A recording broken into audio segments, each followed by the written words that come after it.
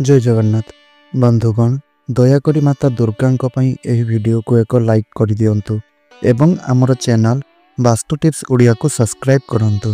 बंधुगण नवरात्रि समय जलुथिबा अनंत दीप सहित आमे कौन करवा उचित यह सहित जानतु जे नवरात्रि समय कलश तले रखा जाइतिबा चाउल एवं ता ऊपर रखा जाइतिबा नड़िया सहित आमे कौन करवा उचित एवं बड़का तेल सहित आमे कौन करवा उचित आमर एही वीडियो रे सब किछि जानतु ताहा मध्य विस्तार भावरे।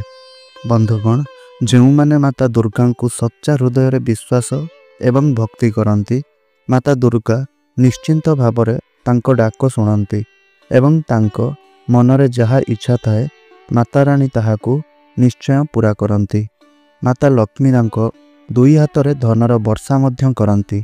नवरात्रि रे जो माने विशेष भावरे मातांको सेवारे निजको उत्सर्ग करंती माता दुर्गा तांको आशीर्वाद प्रदान करंती। हृदयर सहित माता रानींकर सेवारे आपण निजको व्यस्त रखंतु।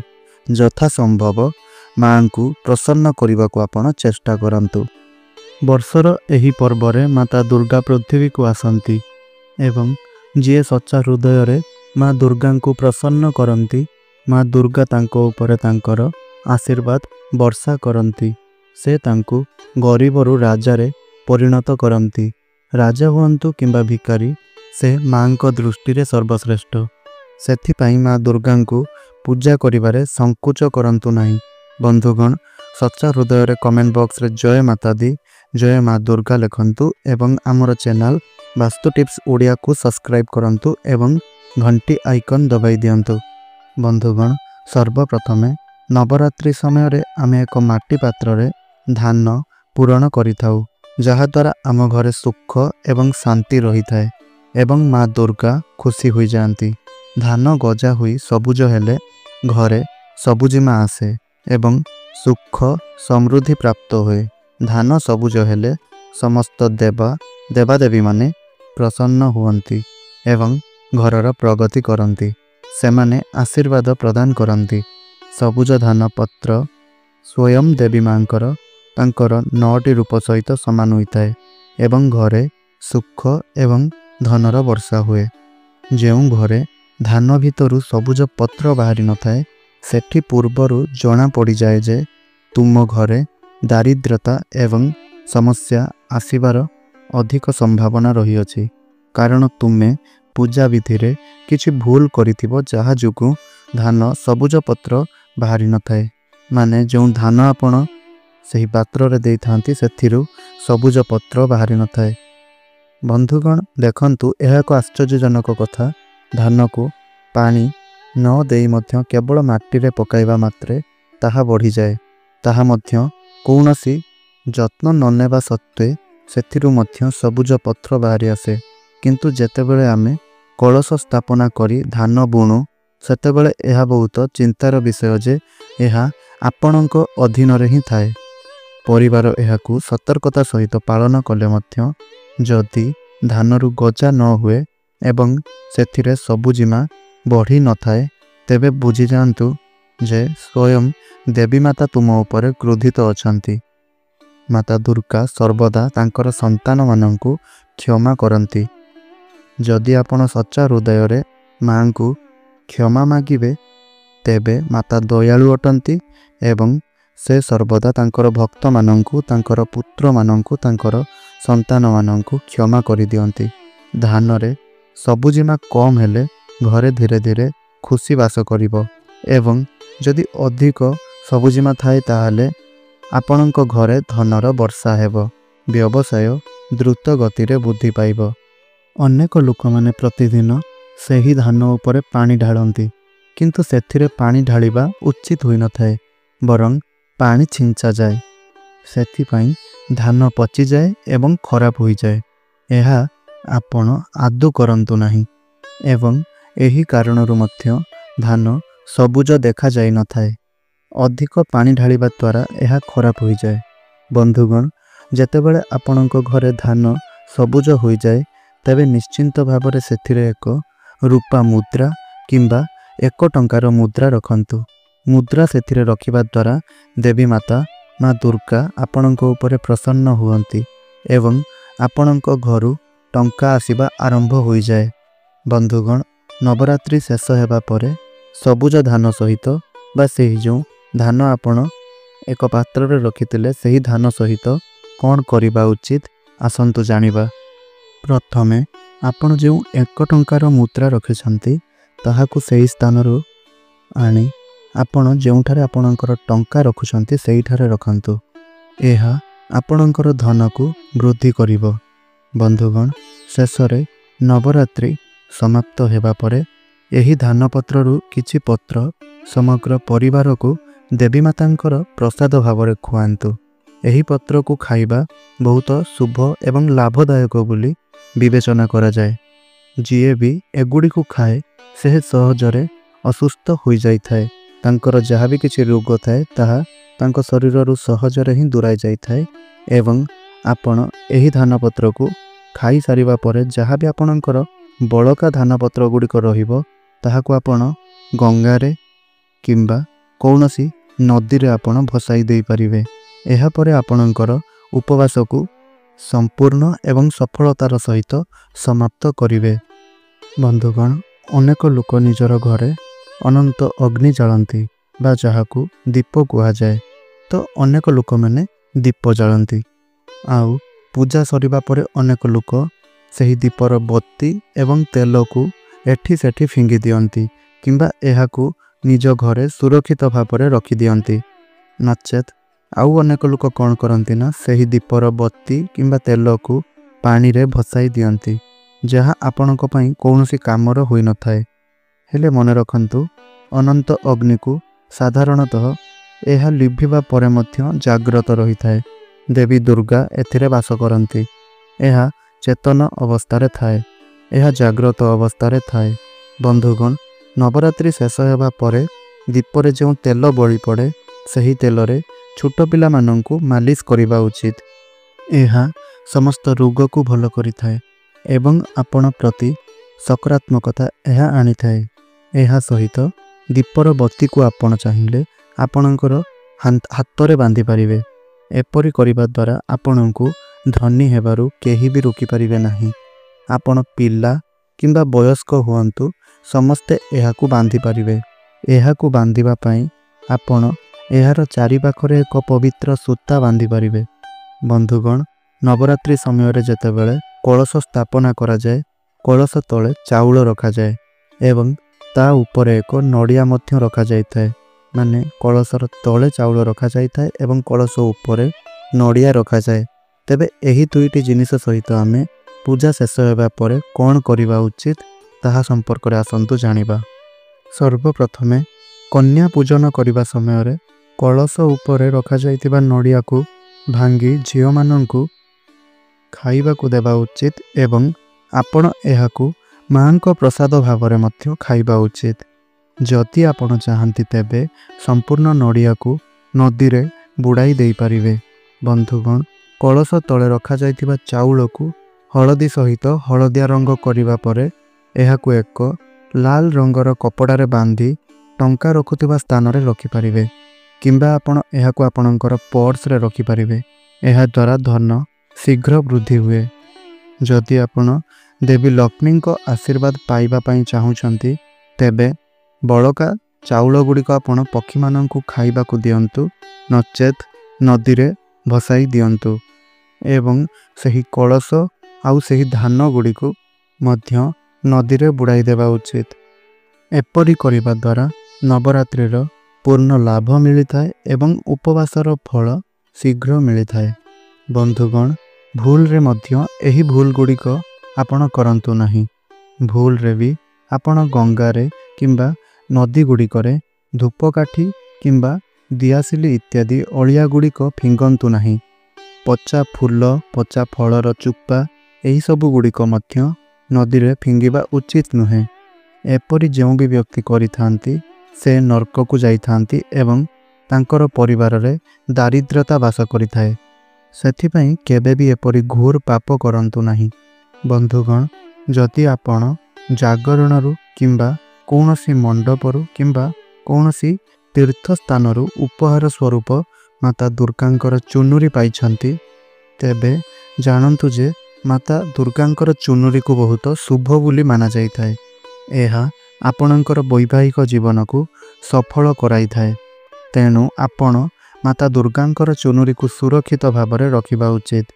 आपण एहाकू बट सावित्री रे मध्य पिंधि पारिबे। सेही चुनुरी रे माता दुर्गांकर आशीर्वाद रही थाए। आउ एही चुनुरी को आपण सर्वदा सुरक्षित रे रखंतु काहेकि ना सेही चुनुरी रे माता दुर्गांकर आशीर्वाद रहिबा सहित सेही चुनुरी जाग्रत अवस्था रे रही थाए। केबे भी आपण सेही चुनुरी को तुच्छ मन करंतु नाही।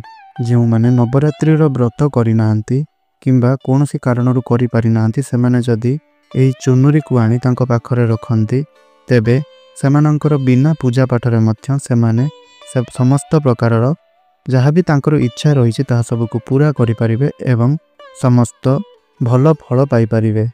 आपण किछि भी करंतु अबा न करंतु किंतु नवरात्रि समय एही गोटिए काम निश्चय रूप से करंतु। एपरि करिबा द्वारा माता लक्ष्मी मध्य स्वयं आपणकर घरे प्रवेश करिवे एवं निवास मध्य करिवे। बंधुगण नवरात्रि समय उपवास किंबा मंत्र पाठ न करि मध्य आपण समग्र नवरात्रिर फल पाई परिबे।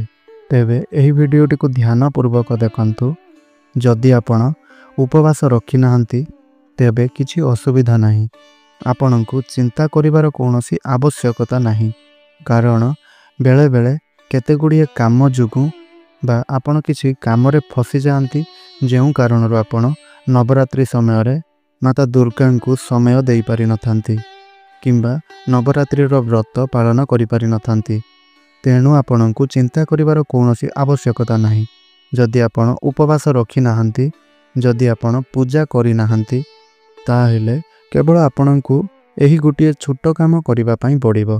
जदि आपण एही कामटी करूछंती तेबे नवरात्रि समय रे पूजा पाठ करुतबा लोकमानंक ठारू आपणको अधिका फल मिलिबो। तेणु एही वीडियोटी को ध्यानर सहित देखंतु। एही भली उपाय आपणको अन्य कोनोसी चैनल रे देखिबा पई मिलिबो नाही। आम चैनल रो उद्देश्य जनहित एवं जनकल्याण। सेथि पई आमे लोकमानंकु एमिति सूचना गुड़िक सबु प्रदान करिथाउ। एपरि वीडियो सेमानंक पई प्रस्तुत करिथाउ। तेणु आसंतु जानिबा नवरात्रि समय एपरि केउ काम कले उपवास बिना पूजा पाठ बिना कन्या मानंकु खाद्य न देई मध्य समस्त फल आपण प्राप्त करि परिबे। केवल सच्चा हृदयर सहित जदि नवरात्रि समय संपूर्ण विश्वासर सहित सच्चा भक्तिर सहित विश्वासर सहित आपण दुर्गा सप्तशती रे उल्लेखित सिद्ध कुंजिका स्तोत्र पाठ करंती तेबे एहा द्वारा आपण संपूर्ण दुर्गा पाठर फल प्राप्त करिथांती। नवरात्रि रे उपवास रखिबा द्वारा आपणकर जहा कि इच्छा रही जहा आपणकर जो इच्छा गुड़िक पूरण बहुत दिन हेलानी होई पारु नाही। जदि आपणकर सरकारी चाकरी पई इच्छा रही आपणक कुंडली रे पितृदोष राहु दोष मंगल दोष शनि दोष एही सब दोष गुड़िक रही आपण करजर मायाजाल रे बुड़ी रही ऋण करजर भार आपणको अथय कर देउछि। गरीबी दारिद्रता भली आपण समस्या गुड़िक फसी रही तेबे उपवास करिबा द्वारा आपणकर एही सबु समस्या गुड़िक गोटिए मुहूर्त रे ही दूर होई जिवो। किंतु जदि आपण उपवास रखि पारि नाहंती ताहेले आपणक पई हजारे गुण लाभ उपायटी हेउछि आपण एही नवरात्रि समय रे निश्चिंत भाव रे कोनोसी गोटिए दिन दुर्गा सप्तशी पाठ करंतु। बंधुगण जदि आपण नवरात्रिर कौनसी भी गोटिए दिन रे सच्चा हृदयर सहित विश्वास एवं भक्तिर सहित बसी एही मंत्र पाठ करंती बा जप करंती तेबे आपणको एहार पूर्ण लाभ प्राप्ति हेबो। जेउ माने नवरात्रिर व्रत रखुचंती सेमाने कन्या मानंकु पूजा करिबा उचित। कन्या मानंकु पूजा करिबा द्वारा कोन लाभ मिली थाए एहा स्कंद पुराण रे मध्य उल्लेख रहिछि एवं आमर अनेक देवी पुराण रे मध्य वर्णित रहिछि। पूजा प्रार्थना करिबा द्वारा आपण देवी माँ मानंकु जेते अधिक प्रसन्न करंती किंतु ताठारु अधिक जदि आपण कन्या पूजन करंती किंबा कन्या मानंकु खाद्य दियंती ତେବେ ଆହୁରି ଶୀଘ୍ର ଆପଣଙ୍କ ଉପରେ ଦେବୀ ମା ପ୍ରସନ୍ନ ହୁଅନ୍ତି। କାହିଁକି ନା ଝିଅ ପିଲାମାନଙ୍କୁ ବା କନ୍ୟାମାନଙ୍କୁ ଦେବୀଙ୍କର ସ୍ୱରୂପ ବୋଲି ବିବେଚନା କରାଯାଇଥାଏ ଏବଂ ନବରାତ୍ରି ସମୟରେ ସମସ୍ତ କନ୍ୟାମାନେ ସମସ୍ତ ଝିଅମାନେ ନବଦୁର୍ଗାଙ୍କର ସ୍ୱରୂପ ହୋଇଥାନ୍ତି। ଭିଡ଼ିଓଟିକୁ ଶେଷ ପର୍ଯ୍ୟନ୍ତ ଦେଖନ୍ତୁ। ମୁଁ ଆପଣଙ୍କୁ କନ୍ୟା ପୂଜନର ସମ୍ପୂର୍ଣ୍ଣ ତଥ୍ୟ ବିଶେଷ ବିସ୍ତାର ଭାବରେ କହିବି, ତେଣୁ ଭିଡ଼ିଓ ସହିତ ଆପଣ ଯୋଡ଼ି ହୋଇ ରୁହନ୍ତୁ। ଆପଣ କନ୍ୟା ପୂଜନ କିପରି କରିବେ, ଶୁଭ ସମୟ କ'ଣ ତାହା ସମ୍ପର୍କରେ ଆପଣଙ୍କୁ କହିବି। ବନ୍ଧୁଗଣ, ଆପଣଙ୍କୁ ମୁଁ ଆଉ ଏକ ଉପାୟ କହୁଛି ଯାହା ଆପଣଙ୍କ ଜୀବନରେ ଖୁସି ଆଣିବ। ଏହା ଆପଣଙ୍କ ଜୀବନରେ ଚାଲୁଥିବା ସମସ୍ୟାକୁ ଦୂର କରିବ। ଆମେ ଆପଣଙ୍କୁ ଏକ ସରଳ ଉପାୟ କହିବୁ ଯାହାକୁ କରିବା ଦ୍ୱାରା ଆପଣଙ୍କର ହିଁ କଲ୍ୟାଣ ହେବ। ତେବେ ବନ୍ଧୁଗଣ, ସେହି ଉପାୟଟି ହେଉଛି ଆପଣ ନବରାତ୍ରି ସମୟରେ ଏକ ଫୁଲ ଗଛ ଲଗାଇବା ଉଚିତ। ଏହାର ଲାଭ ମଧ୍ୟ ଜାଣିବେ। ତେବେ ବନ୍ଧୁଗଣ, କେଉଁ ଫୁଲ ଲଗାଇବା ଉଚିତ ଏବଂ କ'ଣ ରହିଛି ଏହାର ଫାଇଦା?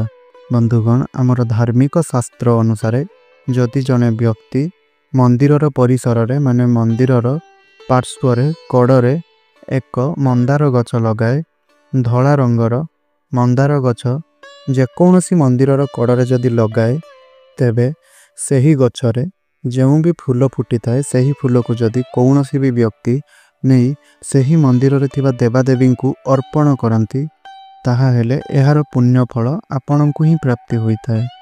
ଯେତିକି ସୁନାଦାନ କରିବା ଦ୍ୱାରା ପୁଣ୍ୟ ଫଳ ଆପଣଙ୍କୁ ପ୍ରାପ୍ତି ହୋଇଥାଏ, ସମାନ ପୁଣ୍ୟ ଫଳ ଆପଣଙ୍କୁ ଏହି ନବରାତ୍ରି ସମୟରେ କୌଣସି ମନ୍ଦିରର କଡ଼ରେ ଗଛ ଲଗାଇବା ଦ୍ୱାରା ଆପଣଙ୍କୁ ପ୍ରାପ୍ତି ହୋଇଥାଏ। ତେଣୁ ଆପଣ ଏହି ଛୋଟିଆ ଉପାୟକୁ ନିଶ୍ଚୟ ରୂପରେ କରନ୍ତୁ। ସେହି ଫୁଲକୁ ଅର୍ପଣ କରୁଥିବା ବ୍ୟକ୍ତି ଅଧା ଫଳ ପାଇବେ ଏବଂ ଆଉ ଅଧା ଫଳ ଆପଣଙ୍କୁ ପ୍ରାପ୍ତ ହେବ।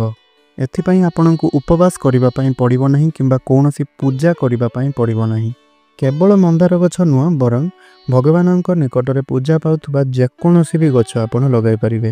କିନ୍ତୁ ଏହା ଆପଣ ଧ୍ୟାନ ରଖିବେ ଯେ ଯେଉଁ ବି ଫୁଲ ଗଛ ଲଗାଇବେ ତାହା ଯେପରି ପ୍ରତ୍ୟେକ ଋତୁରେ ଫୁଟୁଥିବ। କାହିଁକି ନା ଯଦି ସେହି ଫୁଲ ଗଛ ପ୍ରତ୍ୟେକ ଋତୁରେ ଫୁଟେ, ତାହେଲେ ତାହା ପ୍ରତ୍ୟେକ ଦିନ ଭଗବାନଙ୍କ ନିକଟରେ ଅର୍ପଣ ହେବ ଏବଂ ଏହାର ପୁଣ୍ୟ ଫଳ ମଧ୍ୟ ଆପଣଙ୍କୁ ପ୍ରାପ୍ତି ହେବ।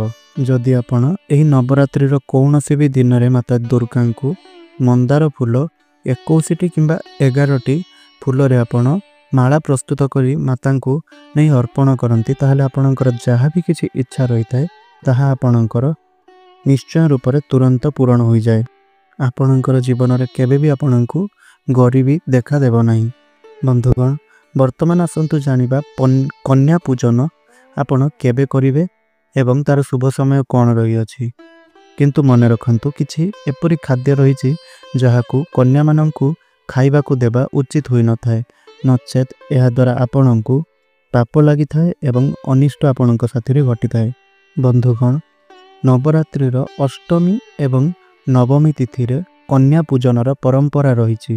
ଆଉ ଏଥର ଅଷ୍ଟମୀ ତିଥି ପଡ଼ୁଛି 30 ସେପ୍ଟେମ୍ବର 2025 ମଙ୍ଗଳବାର ଦିନ ଏବଂ ନବମୀ ତିଥି ପଡ଼ୁଛି 1 ଅକ୍ଟୋବର 2025 ବୁଧବାର ଦିନ।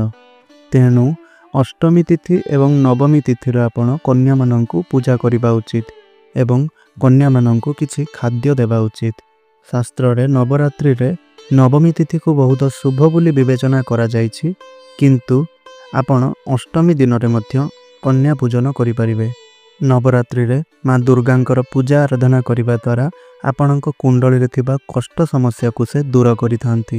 ବହୁତ କମ୍ ଲୋକମାନେ ଜାଣନ୍ତି ଯେ କନ୍ୟାମାନଙ୍କ ମଧ୍ୟରେ ଆମର 33 କୋଟି ଦେବାଦେବୀମାନେ ମଧ୍ୟ ବାସ କରନ୍ତି। ସେମାନେ ଛୋଟ ହୁଅନ୍ତୁ କିମ୍ବା ବଡ଼, କିନ୍ତୁ କନ୍ୟାମାନଙ୍କ ମଧ୍ୟରେ 33 କୋଟି ଦେବାଦେବୀ ବାସ କରନ୍ତି। ସେମାନଙ୍କୁ ମାଙ୍କ ସହିତ ସମାନ କରାଯାଇଥାଏ। ବନ୍ଧୁମାନେ, ବିଶ୍ୱାସ ମଧ୍ୟ କରାଯାଇଥାଏ ଯେ ଉପବାସ ଏବଂ ପୂଜାପାଠ କରିବା ଦ୍ୱାରା ଦେବୀ ମା ଯେତିକି ପ୍ରସନ୍ନ ବା ଖୁସି ହୋଇନଥାନ୍ତି, ଆପଣ ଯଦି କନ୍ୟାମାନଙ୍କର ପୂଜନ କରିଥାନ୍ତି ତେବେ ମାତା ଆପଣଙ୍କ ଉପରେ ସେତିକି ପ୍ରସନ୍ନ ହୋଇଥାନ୍ତି।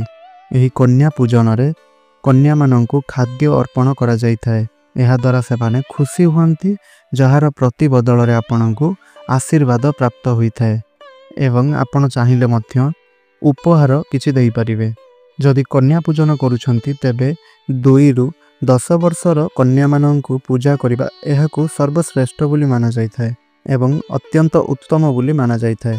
ଅଷ୍ଟମୀ କିମ୍ବା ନବମୀ ତିଥିରେ କନ୍ୟାମାନଙ୍କର ପାଦ ଧୋଇ ସେମାନଙ୍କୁ ଖାଇବାକୁ ଦେବା ଏବଂ ସେମାନଙ୍କୁ କିଛି ଉପହାର ଦେବା ଏହାକୁ ସର୍ବୋତ୍ତମ ବୋଲି ବିବେଚନା କରାଯାଇଥାଏ। ତେଣୁ ଆପଣ ଏହି ସୁଯୋଗକୁ କେବେ ବି ହାତଛଡ଼ା କରନ୍ତୁ ନାହିଁ। ଆଜି ହେଉଛି ଅଷ୍ଟମୀ ଏବଂ କାଲି ହେଉଛି ନବମୀ, ତେଣୁ ଆପଣ ଏହାକୁ ନିଶ୍ଚୟ ରୂପରେ କରନ୍ତୁ। ତେବେ କନ୍ୟା ପୂଜନ କିଛି ଆପଣ ଏପରି ହିଁ କରିବେ। ତ ସର୍ବପ୍ରଥମେ ଆପଣ ଯଦି ଆପଣଙ୍କର ଘରେ କନ୍ୟା ଅଛନ୍ତି ତେବେ ତାଙ୍କୁ ଆପଣ ପୂଜନ କରିପାରିବେ, ନଚେତ୍ ଆପଣ ଆପଣଙ୍କର ଘର ପାଖରେ ଥିବା କୌଣସି କନ୍ୟାଙ୍କୁ ଆଣି ତାଙ୍କର ପାଦକୁ କ୍ଷୀର ଏବଂ ପାଣିରେ ଧୋଇବା ଉଚିତ। ବିଶେଷ କରି ପୁରୁଷମାନେ କନ୍ୟାମାନଙ୍କର ପାଦ ଧୋଇବା ଉଚିତ। ଏହାଦ୍ୱାରା ମାତାଙ୍କୁ ଆପଣ ପ୍ରସନ୍ନ କରାଇ ପାରିବେ। ବନ୍ଧୁଗଣ, ଏହାପରେ ଝିଅମାନଙ୍କୁ ଏକ ସଫା ସ୍ଥାନରେ ଭୂମି ଉପରେ ବିଛାଯାଇଥିବା କପଡ଼ା ଉପରେ ବସାଇବା ଉଚିତ। ସେମାନଙ୍କ କପାଳରେ ଅକ୍ଷତ, ପୁଷ୍ପ ଏବଂ କୁଙ୍କୁମ ଲଗାଇବା ଉଚିତ। ତାପରେ ସେମାନଙ୍କୁ ଖାଦ୍ୟ ଖାଇବାକୁ ଦେବା ଉଚିତ। ଯଦି ଆପଣ ଖାଦ୍ୟରେ ପୁରୀ ତା ସହିତ କିଛି ତରକାରୀ କରିଛନ୍ତି ତେବେ 3ଟି ପୁରୀ ଜମାରୁ ବି ତାଙ୍କୁ ଖାଇବାକୁ ଦେବା ଉଚିତ ହୋଇନଥାଏ। ଏହାକୁ ଅଶୁଭ ବୋଲି ମାନାଯାଇଥାଏ। 3ଟି ରୁଟି ବା 3ଟି ପୁରୀ ଏହା ମୃତ୍ୟୁବରଣ କରିଥିବା ଲୋକମାନଙ୍କୁ ଦିଆଯାଇଥାଏ ଏବଂ ଜେଲରେ ଥିବା କଏଦୀମାନଙ୍କୁ ଦିଆଯାଇଥାଏ। ତ ଏପରି ପରିସ୍ଥିତିରେ କେବେ ବି ଝିଅମାନଙ୍କୁ ଆପଣ ଥାଳିରେ 3ଟି ପୁରୀ କିମ୍ବା 3ଟି ରୁଟି ଖାଇବା ପାଇଁ ଦେବେ ନାହିଁ। ଆପଣ 2ଟି ଦେଇପାରିବେ କିମ୍ବା 2ରୁ ଅଧିକ ଦେଇପାରିବେ, ମାନେ 3ରୁ ଅଧିକ ଦେଇପାରିବେ, କିନ୍ତୁ 3ଟି କେବେ ବି ଦେବେ ନାହିଁ। ବନ୍ଧୁଗଣ, ସେମାନଙ୍କର ଭୋଜନ ସମାପ୍ତି ହେବା ପରେ ସେମାନଙ୍କ ମୁଣ୍ଡ ଉପରେ ଏକ ଲାଲ ରଙ୍ଗର ଚୁନରି ଦେବା ଉଚିତ ଏବଂ ଭୋଜନରେ ଆପଣ ସେମାନଙ୍କୁ କ୍ଷୀରି, ପୁରୀ, ହାଲୁଆ, ଚଣା ଏବଂ ଆଳୁ ତରକାରୀ ପ୍ରସ୍ତୁତ କରି ଦେଇପାରିବେ। ପନିର ଇତ୍ୟାଦି ମଧ୍ୟ ଆପଣ ଖୁଆଇ ପାରିବେ, କିନ୍ତୁ ଆମର ପୁରାଣ ହିସାବରେ ମାତା ଦୁର୍ଗାଙ୍କର ପ୍ରିୟ ଖାଦ୍ୟ ହେଉଛି କ୍ଷୀରି, ହାଲୁଆ, ପୁରୀ, ଚଣା ଇତ୍ୟାଦି। ତ ଏହିସବୁ ଦେଲେ ଆହୁରି ଶୁଭ ରହିବ। କିନ୍ତୁ ଏହିସବୁ ଖାଦ୍ୟ ଗୁଡ଼ିକୁ ଆପଣ ପ୍ରସ୍ତୁତ କରିବା ସମୟରେ ଏହା ଧ୍ୟାନ ରଖିବେ ଯେ ଯେପରି ପ୍ରସ୍ତୁତ ସମୟରେ ସେହି ଖାଦ୍ୟରେ ପିଆଜ ରସୁଣର ବ୍ୟବହାର ଆପଣ କରିବେ ନାହିଁ। ବିନା ପିଆଜ ରସୁଣରେ ଆପଣ ସେହି ଖାଦ୍ୟକୁ ପ୍ରସ୍ତୁତ କରିବେ, ନଚେତ୍ ଏହାର ପୁଣ୍ୟଫଳ ମିଳିବା ପରିବର୍ତ୍ତେ ଆପଣଙ୍କୁ ଏହାର ଅଶୁଭ ଫଳ ପ୍ରାପ୍ତ ହୋଇଥାଏ। ଏପରି କରିବା ଦ୍ୱାରା ମାତା ଦୁର୍ଗା ଆପଣଙ୍କ ଉପରେ କ୍ରୋଧିତ ହୋଇଥାନ୍ତି। ବନ୍ଧୁଗଣ, ଅନେକ ଲୋକମାନେ କନ୍ୟା ପୂଜନ ସମୟରେ ସେମାନେ ନିଜର ଘରେ ଖାଦ୍ୟ ପ୍ରସ୍ତୁତ କରିନଥାନ୍ତି, ବଜାରରୁ ଖାଦ୍ୟ କିଣି ଆଣି କନ୍ୟାମାନଙ୍କୁ ଖାଇବା ପାଇଁ ଦେଇଥାନ୍ତି। ହେଲେ ମନେ ରଖନ୍ତୁ, ଏହାକୁ ଅଶୁଭ ବୋଲି ବିବେଚନା କରାଯାଇଥାଏ। କାହିଁକି ନା ବଜାରରେ ପ୍ରସ୍ତୁତ ଖାଦ୍ୟରେ କେହି ନା କେହି ପିଆଜ ରସୁଣର ହାତ ମାରି ଦେଇଥାନ୍ତି, ନଚେତ୍ ସେଥିରେ ପିଆଜ ରସୁଣ ବ୍ୟବହାର କରିଥାନ୍ତି।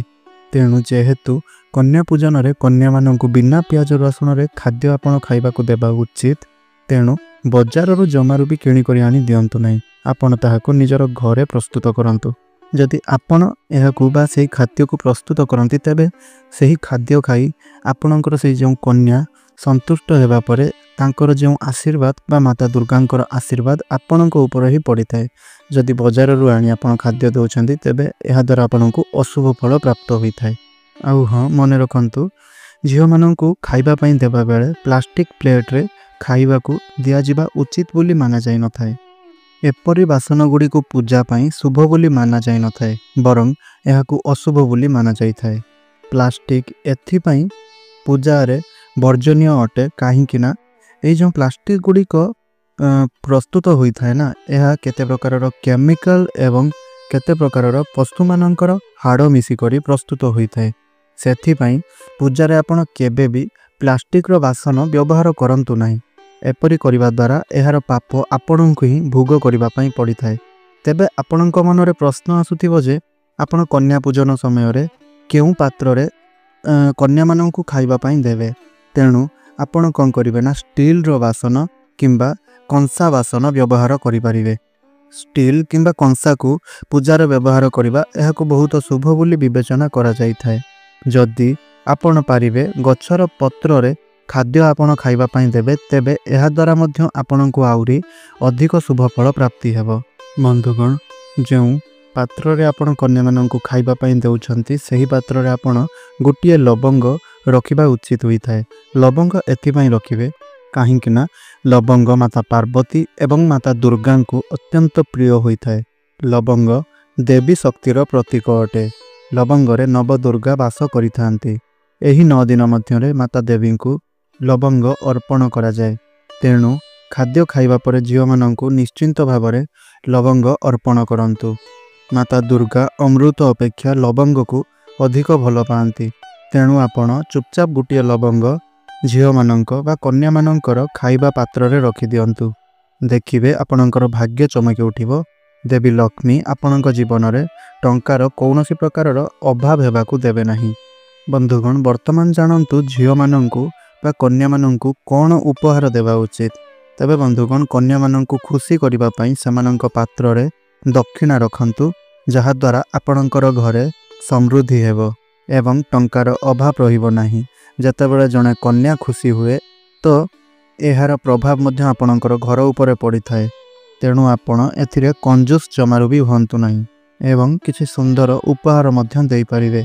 शास्त्र रे कुहा जाई अछि जे जदि आपण कन्या मानंकु खुशी कराई परिबे तेबे माता देवी माँ माने मध्य आपणक उपरे सेते शीघ्र प्रसन्न हेबे, आपणक सेते शीघ्र फल प्रदान करिवे। तेबे एही परिस्थिति रे आपण झियो मानंकु चाहिले चॉकलेट देई परिबे, नचेत सुंदर सुंदर पोशाक मध्य उपहार स्वरूप देई परिबे। किंतु मने रखंतु जे कला रंगर पोशाक सेमानंकु देबे नाही एवं आपण चाहिले स्टील रो पात्र मध्य उपहार देई परिबे। किंतु झियो मानंकु कोनोसी लौह जातीय जिनिस उपहार स्वरूप देबे नाही, नचेत राहु एवं केतु आपणकर जीवन रे प्रवेश करिवे।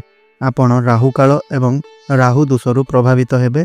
आपण मध्य निजे ही आपणक जीवन को नष्ट करि देई पारंती।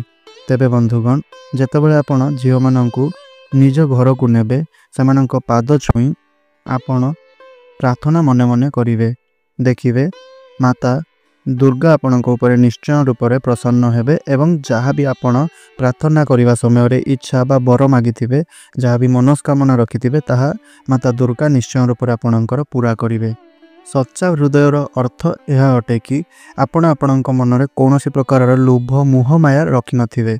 तो जदि आपण निज मन रे कौनसी प्रकार लोभ मोह माया एही सब को न रखी माता दुर्गा को आपण किछि भी मागुछंती, तेबे माता दुर्गा आपणक उपरे प्रसन्न हुअंती एवं आपणको आपणकर इच्छा पूर्ण करिवार आशीर्वाद प्रदान करिथांती।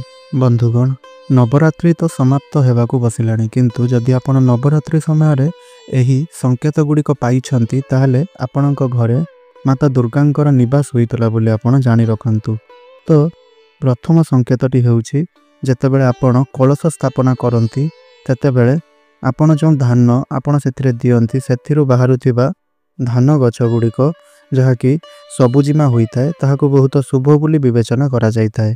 कुहा जाइथाए जे सेही गछरु बाहरिथिबा सबुजिमा बा जदि सेही गछ सबुज पड़ी जाए ताहले एहा आम भविष्यतकु बा भविष्यतरे घटिबाकु थिबा घटना गुड़िक ताहा खराब किंबा भल ताहा आमको सूचाई थाए। जदि आपण धान बुणिछंती किंतु कौनसी कारणरु एहा बढ़ी नाही तेबे एहा आपनको बहुत अशुभ संकेत प्रदान करिथाए। कुहा जाए जे जदि सेही धान ताहा सुखी जाए किंबा पची जाए किंबा खराब होई जाए किंबा बढ़ी न थाए तेबे एहा आपनको एही संकेत देइथाए जे एही वर्ष आपनको पई खराब हेबा पई जाउ अछि, घरे कौनसी रोग आसीबा पई जाउ अछि, आपनकर धन रे कौनसी प्रकारर ह्रास देखिबा पई मिलिबा आपनको, आपनकर धन हानि हेबार संकेत मध्य प्रदान करिथाए। कारण आपण किछि भूल करिथिबे जेउ कारणरु माता दुर्गा आपनको ऊपर क्रोधित होइथांती। सेथिपई आपण देवी माता को क्षमा मागि नेबा उचित। माता दुर्गा केबे भी तांकर भक्त माननकु निराश करंती नहीं, बरं सेमाननकु धन एवं खुशी रे परिपूर्ण करि दियंती। बंधुगण जेउ धान आपण पकाई थांती जदि से धान ताहा सबुज होई जाए तेबे एहा एक शुभ संकेत अटे। एहा भविष्यत रे आपनकु बहुत आर्थिक लाभ देई थाए। विश्वास करा जाई थाए जे सेही धान मध्यरे जेतेबेले ताहा सबुजिमा होई जाए ताहा मध्यरे आपण 1 टंकिया कॉइन गुटिए किंबा आपण गुटिए जकोनसी रूपा मुद्रा पुति देले आपणको घरे सुख एवं समृद्धि आसी थाए। देवी लक्ष्मी आपणको घर को प्रवेश करिथांती एवं वास करिथांती। सेथिरे सर्वदा आपण 1 टंकिया मुद्रा गुटिए रखिबा उचित। ताहाकू केबे भी खाली रखिबा उचित होई न थाए एवं ताहाकू कोनसी अन्यान्य ଜିନିଷ ପାତ୍ରରେ ରଖିବା ଉଚିତ ହୋଇନଥାଏ। ଏହା ଆପଣଙ୍କର ପରିବାରକୁ ଆଶୀର୍ବାଦ ପ୍ରଦାନ କରିବା ସହିତ ଯେକୌଣସି ସଙ୍କଟରୁ ମଧ୍ୟ ବଞ୍ଚାଇଥାଏ। ବନ୍ଧୁଗଣ, ଦ୍ୱିତୀୟ ସଂକେତଟି ହେଉଛି ଯଦି ଆପଣ ନବରାତ୍ରି ସମୟରେ ସକାଳ 4ଟାରେ ଉଠି ପଡ଼ୁଛନ୍ତି, ମାନେ ବ୍ରହ୍ମ ମୁହୂର୍ତ୍ତରେ ଉଠି ଯାଉଛନ୍ତି, ତେବେ ଏହାକୁ ଏକ ବହୁତ ଶୁଭ ସଂକେତ ବୋଲି ବିବେଚନା କରାଯାଇଥାଏ। କାହିଁକି ନା ଏହି ସମୟକୁ ବ୍ରହ୍ମ ମୁହୂର୍ତ୍ତ ବୋଲି କୁହାଯାଇଥାଏ। ଏହି ସମୟରେ ଦେବୀ ଶକ୍ତି କେବଳ ତାଙ୍କର ପ୍ରକୃତ ଭକ୍ତମାନଙ୍କୁ ଜାଗ୍ରତ କରନ୍ତି। ଏହି ସମୟରେ ଉଠିବା ମାଙ୍କର ଆଶୀର୍ବାଦ ପାଇବା ସହିତ ସମାନ ହୋଇଥାଏ। ଏହା ଆପଣଙ୍କୁ ଦର୍ଶାଇଥାଏ ଯେ ବା ଏହା ଆପଣଙ୍କୁ ଏହି ସଂକେତ ଦେଇଥାଏ ଯେ ମାତା ଦୁର୍ଗା ଆପଣଙ୍କ ଉପରେ ତାଙ୍କର ଆଶୀର୍ବାଦ ବର୍ଷା କରିଛନ୍ତି ଏବଂ ମା ଆପଣଙ୍କୁ ଖୁବ୍ ଶୀଘ୍ର କିଛି ଶୁଭ ସମ୍ବାଦ ବା ଶୁଭ ଖବର ଦେବା ପାଇଁ ଯାଉଛନ୍ତି ଏବଂ ସେ ଆପଣଙ୍କର ଭକ୍ତିରେ ପ୍ରସନ୍ନ ଅଛନ୍ତି। ବନ୍ଧୁଗଣ, ତୃତୀୟ ସଂକେତଟି ହେଉଛି ଯଦି ନବରାତ୍ରି ସମୟରେ ଆପେ ଆପେ କୌଣସି କଥାକୁ ନେଇକରି ଆପଣଙ୍କର ମନ ଖୁସି ହେବା ଆରମ୍ଭ କରେ ବା ମନ ଆପଣଙ୍କର ଖୁସି ହୋଇଯାଏ ଏବଂ ଆପଣ ପୂଜା ଆଡ଼କୁ ଆଗ୍ରହୀ ହେବା ପାଇଁ ଆରମ୍ଭ କରନ୍ତି ବା ପୂଜା ଆଡ଼କୁ ଆଗ୍ରହୀ ହୋଇଯାଆନ୍ତି, ପୂଜା କରିବା ସମୟରେ ଆପଣଙ୍କର ମନ ଶାନ୍ତ ହୋଇଯାଏ, ତେବେ ଏହା ଆପଣଙ୍କୁ ଦର୍ଶାଏ ଯେ ଆପଣ ଖୁବ୍ ଶୀଘ୍ର ମାତା ଦୁର୍ଗାଙ୍କର ଆଶୀର୍ବାଦ ପାଇବା ପାଇଁ ଯାଉଛନ୍ତି। ମାତା ଦୁର୍ଗା ଆପଣଙ୍କର ଭକ୍ତିରେ ବହୁତ ଖୁସି ଅଛନ୍ତି। ଏପରି ବ୍ୟକ୍ତିବିଶେଷ ମାନେ ଆପଣମାନେ ବୁଝିବା ଉଚିତ ଯେ ଆପଣଙ୍କର ଜୀବନରେ ଭଲ ସମୟ ଆସିବା ପାଇଁ ଯାଉଅଛି। ତେବେ ଚତୁର୍ଥ ସଂକେତଟି ହେଉଛି ନବରାତ୍ରି ସମୟରେ ଯଦି ଦେବୀ ମାଙ୍କ ବେକରୁ ଫୁଲ ପଡ଼ିଯାଏ ଏବଂ ଯେଉଁ ଧାନ ଗଛ ଆପଣ ଲଗାଇଥାନ୍ତି ବା ଧାନ ବୁଣିଥାନ୍ତି ସେଥିରୁ ଯେଉଁ ଗଜା ବାହାରି ଗଛ ଉଠିଥାଏ, ସେହି ଧାନ ଗଛ ଗୁଡ଼ିକ ଯଦି କୌଣସି ବିନା ପବନରେ ତାହା ହଲିବାକୁ ଲାଗେ, ତେବେ ଏହାକୁ ବହୁତ ଶୁଭ ବୋଲି ବିବେଚନା କରାଯାଏ। ଏହା ଆପଣଙ୍କୁ ସୂଚାଇଥାଏ ଯେ ମାତା ଦୁର୍ଗା ଆପଣଙ୍କର ଘରେ ଅସ୍ଥାୟୀ ଭାବରେ ବାସ କରିଛନ୍ତି ଏବଂ ଆପଣ ଦେବୀ ମା ଲକ୍ଷ୍ମୀଙ୍କର ଆଶୀର୍ବାଦ ପାଇବା ପାଇଁ ଯାଉଛନ୍ତି। ଏହି ସଂକେତ କେବଳ କିଛି ନିର୍ଦ୍ଦିଷ୍ଟ ଲୋକମାନଙ୍କୁ ଦେଖାଯାଏ। ଏହା ମଧ୍ୟ ବିଶ୍ୱାସ କରାଯାଏ ଯେ ଯଦି ପୂଜା ସମୟରେ ଧୂଆଁ ବୃଦ୍ଧି ପାଏ, ତେବେ ଏହା ଆପଣଙ୍କୁ ସୂଚନା ଦେଇଥାଏ ଯେ ଆପଣଙ୍କର ଘରୁ ଦାରିଦ୍ରତା ସବୁଦିନ ପାଇଁ ଦୂର ହେବା ପାଇଁ ଯାଉଛି। ଯାହା ବି ନକାରାତ୍ମକ ଶକ୍ତି ଗୁଡ଼ିକ ଆପଣଙ୍କ ଘରେ ସବୁ ବାସ କରିଛନ୍ତି, ସେମାନେ ଆପଣଙ୍କ ଘରୁ ଦୂର ହୋଇଯାଉଛନ୍ତି, ବାହାରି ଯାଉଛନ୍ତି। ମାନେ ନକାରାତ୍ମକ ଶକ୍ତି ଗୁଡ଼ିକର ପ୍ରଭାବ ଆଉ ଆପଣଙ୍କ ଘରେ ରହିବ ନାହିଁ। ପୂଜା ସମୟରେ ଧୂଆଁ ହେବା ବା ଧୂଆଁ ବଢ଼ିବା ଏହାକୁ ବହୁତ ଶୁଭ ବୋଲି ବିବେଚନା କରାଯାଇଥାଏ। ଏହି ସଂକେତ ଆପଣଙ୍କୁ ଭବିଷ୍ୟତରେ ବହୁତ ଭଲ ଫଳ ପ୍ରଦାନ କରାଇଥାଏ। ତେବେ ପଞ୍ଚମ ସଂକେତଟି ହେଉଛି ଦ୍ୱାରରେ ଗୋମାତାଙ୍କର ଆଗମନ। ଯଦି ଆପଣଙ୍କର ଘରରେ ଦ୍ୱାରକୁ ଗୋମାତା ଆସନ୍ତି, ତେବେ ବେଦରେ କୁହାଯାଇଅଛି ଯେ ନବରାତ୍ରି ସମୟରେ ଘର ଆଗକୁ ଗୋମାତା ଆଗମନ କରିବା ଦ୍ୱାରା ଏହା ଆପଣଙ୍କୁ ବହୁତ ଶୁଭ ସଂକେତ ପ୍ରଦାନ କରାଇଥାଏ। ନବରାତ୍ରି ସମୟରେ ଆପଣଙ୍କ ଘରର ଦ୍ୱାରକୁ ଗୋମାତା ଆସିବା ଏହାକୁ ବହୁତ ଶୁଭ ବୋଲି ମାନାଯାଇଥାଏ। ଯଦି ଆପଣଙ୍କ ଘରର ଦ୍ୱାରକୁ ଗୋମାତା ଆସିଛନ୍ତି ବା ଆସିବେ, ତେବେ ଆପଣ ସେହି ଗୋମାତାଙ୍କର କପାଳରେ କୁଙ୍କୁମ ଲଗାଇ ତାଙ୍କୁ ରୁଟି ଖାଇବା ପାଇଁ ଦେବେ। ଏହି କଥାକୁ ଆପଣ ଜମାରୁ ବି ଭୁଲନ୍ତୁ ନାହିଁ। ଏହା ମା ଦୁର୍ଗାଙ୍କୁ ଅତ୍ୟନ୍ତ ପ୍ରସନ୍ନ କରାଇଥାଏ ଏବଂ ଆପଣଙ୍କ ଧନର ଥଳିକୁ ମାତା ଦୁର୍ଗା ପୂର୍ଣ୍ଣ କରିଦେଇଥାନ୍ତି। ଆପଣଙ୍କ ଦ୍ୱାରକୁ ଗୋମାତାଙ୍କର ବାରମ୍ବାର ଆଗମନ ମଧ୍ୟ ଜୀବନରେ ଶୁଭ ସଂକେତକୁ ସୂଚିତ କରାଇଥାଏ। ବନ୍ଧୁଗଣ, ଷଷ୍ଠ ସଂକେତଟି ହେଉଛି ଆପଣଙ୍କର ସ୍ୱପ୍ନରେ ସିଂହର ଆବିର୍ଭାବ। ଯଦି ମା ଦୁର୍ଗା ଆପଣଙ୍କ ସ୍ୱପ୍ନରେ ଦେଖାଯାଆନ୍ତି, ଅର୍ଥାତ୍ ଯଦି ଆପଣଙ୍କ ସ୍ୱପ୍ନରେ କୌଣସି ଦେବୀ ଆବିର୍ଭାବ ହୁଅନ୍ତି, ତେବେ ଏହାକୁ ବହୁତ ଶୁଭ ବୋଲି ବିବେଚନା କରାଯାଇଥାଏ। ନବରାତ୍ରିର ପବିତ୍ର ସମୟରେ କେବଳ କିଛି ବିଶେଷ ଭକ୍ତମାନଙ୍କୁ ମାତା ଦୁର୍ଗା ଦର୍ଶନ ଦେବାକୁ ଯାଆନ୍ତି ବା ମାତାଙ୍କର ଦର୍ଶନ କିଛି ବିଶେଷ ଭକ୍ତମାନେ ପାଇଥାନ୍ତି। କିନ୍ତୁ ମନେ ରଖନ୍ତୁ, ଏହି ସ୍ୱପ୍ନକୁ ଆପଣ ଜମାରୁ ବି କାହା ସହିତ ବାଣ୍ଟନ୍ତୁ ନାହିଁ। ମାନେ ଏହି ସ୍ୱପ୍ନକୁ ଆପଣ ଜମାରୁ ବି କାହା ସହିତ ସେୟାର କରନ୍ତୁ ନାହିଁ କିମ୍ବା ଆପଣଙ୍କୁ ଏପରି ସ୍ୱପ୍ନ ଆସିଛି ବୋଲି କାହାକୁ ବି କୁହନ୍ତୁ ନାହିଁ। ଯଦି ଆପଣ ରାତିରେ ଶୋଇବା ସମୟରେ ସ୍ୱପ୍ନରେ ବାରମ୍ବାର ମାତା ଦୁର୍ଗାଙ୍କର ବାହନ ମାନେ ସିଂହକୁ ଦେଖନ୍ତି, ତେବେ ମାତା ଦୁର୍ଗା ଆପଣଙ୍କ ଉପରେ ବହୁତ ଅଧିକ ପ୍ରସନ୍ନ ଅଛନ୍ତି। ଏହି ସଂକେତଟି ବା ଏହି ସ୍ୱପ୍ନ ଆପଣଙ୍କୁ ଏହା ସୂଚନା ପ୍ରଦାନ କରିଥାଏ ଯେ ଆପଣଙ୍କର କୌଣସି ବି ଇଚ୍ଛା ଯାହା ଆପଣ ମା ଦୁର୍ଗାଙ୍କ ନିକଟରେ ପରିପ୍ରକାଶ କରିଥିଲେ, ଯାହା ଆପଣ ମାତା ଦୁର୍ଗାଙ୍କୁ ପ୍ରାର୍ଥନାରେ ଜଣାଇଥିଲେ, ତାହା ଆପଣଙ୍କର ବହୁତ ଶୀଘ୍ର ପୂରଣ ହେବା ପାଇଁ ଯାଉଅଛି। ଏବଂ ଆପଣଙ୍କର ଯେଉଁ ଶତ୍ରୁମାନେ ଥିଲେ ସେମାନଙ୍କର ବିନାଶ ହେବା ପାଇଁ ଯାଉଅଛି। ଆପଣଙ୍କର ଶତ୍ରୁମାନେ ସେମାନଙ୍କର କୌଣସି ଚେଷ୍ଟା ପ୍ରଚେଷ୍ଟାରେ ସଫଳ ହେବେ ନାହିଁ। ଆପଣଙ୍କର ନାମ ଉଚ୍ଚାରଣ କରିବା ମାତ୍ରେ ହିଁ ଆପଣଙ୍କର ଶତ୍ରୁମାନେ ଥରି ଉଠିବେ। ମାତା ଦୁର୍ଗାଙ୍କର ବାହନ ସିଂହ ଅଟେ।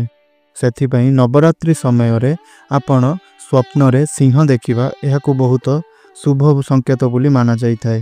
ବନ୍ଧୁଗଣ, ସପ୍ତମ ସଂକେତଟି ହେଉଛି, ଯଦି ଆପଣ ହଠାତ୍ କରି ଏହି ନବରାତ୍ରି ସମୟରେ ସକାଳ ସମୟରେ ଆପଣ ଲାଲ ରଙ୍ଗର ବସ୍ତ୍ର ପିନ୍ଧିଥିବା କୌଣସି ଛୋଟ କନ୍ୟାଙ୍କୁ ଦେଖନ୍ତି, ତେବେ ଆପଣ ଏହା ବୁଝିଯାଆନ୍ତୁ ଯେ ଆପଣ ସାକ୍ଷାତ ମାତା ଦୁର୍ଗାଙ୍କୁ ଦେଖୁଛନ୍ତି। ଯଦି ନବରାତ୍ରିରେ କନ୍ୟାମାନେ ଆପଣଙ୍କ ଘରକୁ ପ୍ରଥମେ ଆସିବେ, ତେବେ ବୁଝିଯାଆନ୍ତୁ ଏହି ଦୁନିଆର କୌଣସି ବି ଶକ୍ତି, ବ୍ରହ୍ମାଣ୍ଡର କୌଣସି ବି ଶକ୍ତି ଆପଣଙ୍କୁ କୋଟିପତି ହେବାରୁ ରୋକିପାରିବ ନାହିଁ। ଦେବୀ ଲକ୍ଷ୍ମୀ ଆପଣଙ୍କ ଜୀବନରେ ଆସିବାକୁ ଯାଉଛନ୍ତି। ଆପଣଙ୍କର ଦିନକୁ 2 ଗୁଣ ଦ୍ରୁତରେ 2 ଗୁଣରେ ଧନ ବୃଦ୍ଧି ହେବା ପାଇଁ ଲାଗିବ। ତେଣୁ ଏହିଭଳି ପରିସ୍ଥିତି ଯଦି ଆପଣଙ୍କ ସହିତ ଘଟେ ବା ଏହିଭଳି ସଂକେତ ଆପଣଙ୍କୁ ମିଳେ, ତେବେ ଆପଣ ସେହି କନ୍ୟାଙ୍କୁ ଖୁସି କରାନ୍ତୁ, ତାଙ୍କୁ କିଛି ଉପହାର ଦିଅନ୍ତୁ। ସେ ଯେମିତି ପ୍ରସନ୍ନ ହେବେ ସେହିପରି କିଛି ଆପଣ କାମ କରନ୍ତୁ ଏବଂ ତାଙ୍କୁ କ୍ଷୀରରେ ତାଙ୍କର ପାଦ ଧୋଇ ଆପଣଙ୍କର ଘରକୁ ସ୍ୱାଗତ କରନ୍ତୁ। ବନ୍ଧୁଗଣ, ଏହି ସଂକେତ ମାତା ଦୁର୍ଗା ଆପଣଙ୍କୁ ଏଥିପାଇଁ ଦେଉଛନ୍ତି ଯେ, ବା ଏହି ସଂକେତର ଅର୍ଥ ଏହା ଅଟେ ଯେ ଆପଣଙ୍କର ଖରାପ ସମୟ ଏବେ ଶେଷ ହେବା ପାଇଁ ଯାଉଅଛି। ଆପଣଙ୍କ ଜୀବନରେ ସୁଖ ଏବଂ ସମୃଦ୍ଧିର ଦ୍ୱାର ଖୋଲିଯିବ। ତେବେ ବନ୍ଧୁଗଣ, ଆଶା କରୁଛି ଏହି ଭିଡ଼ିଓଟି ଆପଣଙ୍କୁ ନିଶ୍ଚୟ ରୂପରେ ଭଲ ଲାଗିଥିବ। ଯଦି ଭିଡ଼ିଓଟି ଭଲ ଲାଗିଛି ତାହେଲେ ଆପଣ ଭିଡ଼ିଓଟିକୁ ଗୋଟିଏ ଲାଇକ୍ କରନ୍ତୁ। ଆପଣଙ୍କର ପରିବାରର ସଦସ୍ୟ ସାଙ୍ଗସାଥିମାନଙ୍କ ମଧ୍ୟରେ ଭିଡ଼ିଓଟିକୁ ସେୟାର କରନ୍ତୁ ଏବଂ ତଳେ କମେଣ୍ଟ ବକ୍ସରେ ଜୟ ମାତା ଦୁର୍ଗା, ଜୟ ମାତା ଲକ୍ଷ୍ମୀ ଅବଶ୍ୟ ରୂପରେ ଲେଖନ୍ତୁ। ଧନ୍ୟବାଦ।